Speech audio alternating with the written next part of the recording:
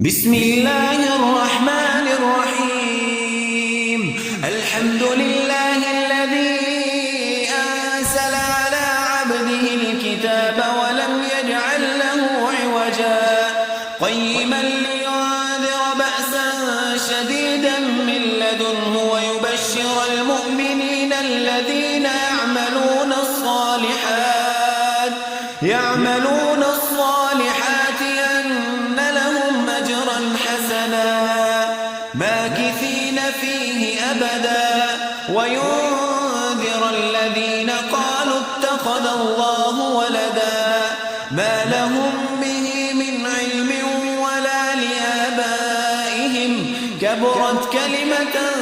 تخرج من أفواههم إن يقولون إلا كذبا فلعلك باخع نفسك على آثارهم إن لم يؤمنوا بهذا الحديث أسفا